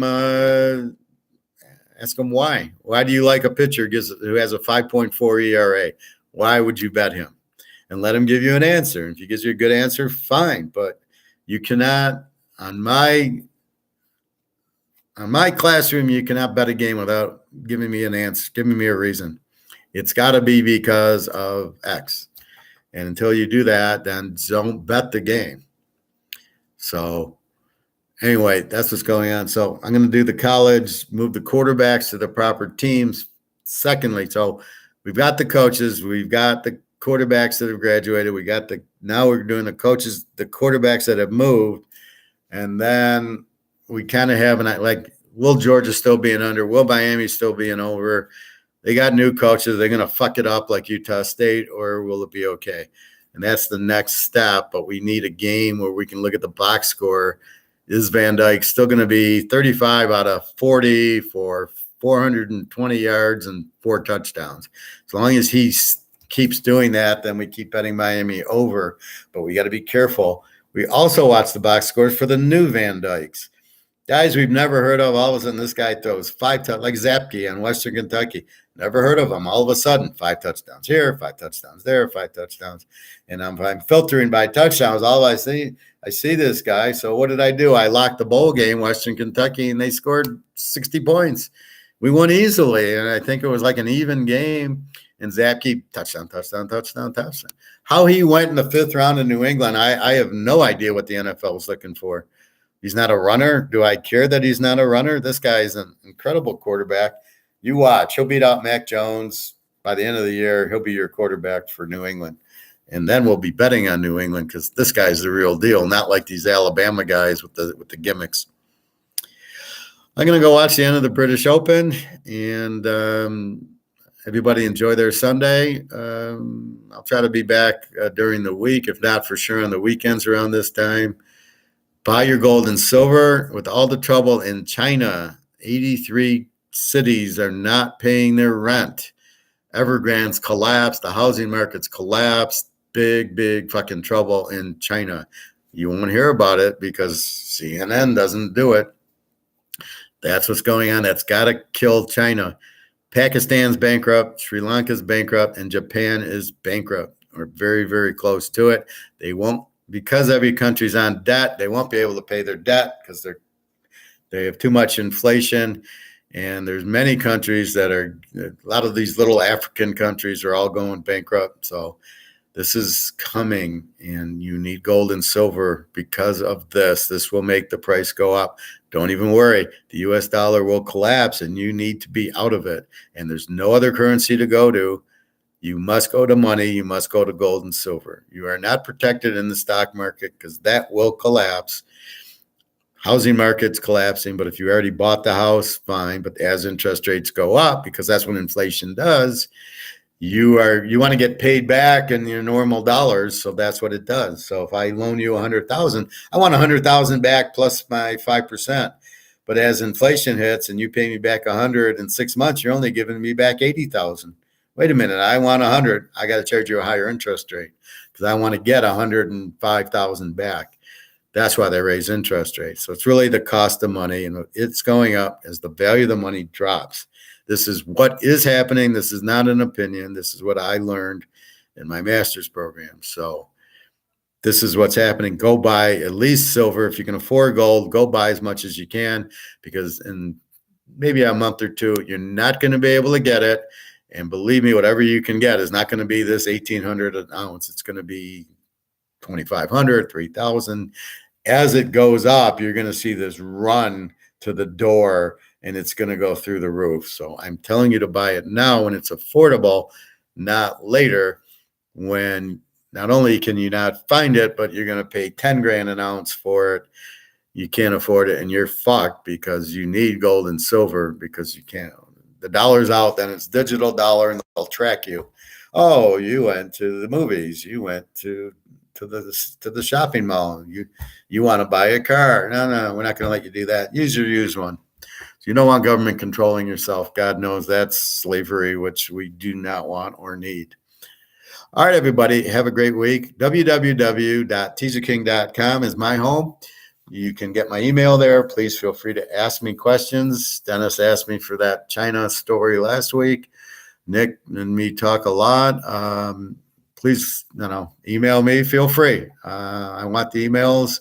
I want to help answer the questions, and then we'll do shows about that. So do not wait for the silver. The COMEX dropping it's not going to drop the price because they're disconnected, right? It's 18, but the price is 35. What the fuck's going on? So at least buy your silver and buy a lot. I mean, 100, 200, 300, 400 ounces. Gold's harder. It's 1,900. Buy an ounce here, an ounce there. Get out of the bank before they shut you down. China is shutting the banks. You cannot go in and get your money out of the bank in China. It's already happened in Canada, and it ain't going to be long until it gets shut down here. So be careful. Do not think you're safe with the 100 grand in the bank. Then the next day you go, can't get it. And then, your balance isn't 100 grand, it's 10. They will do that to you. But if you got the bank, if you at least have your money in a safe, you got that protected. And then if you have it in gold and silver, now you don't care. I got my money in gold and silver, so it's protected. All right, everybody, have a great day. Let's go watch the British Open. Take care. I'll be back with more football, baseball, and economy. All right, take care.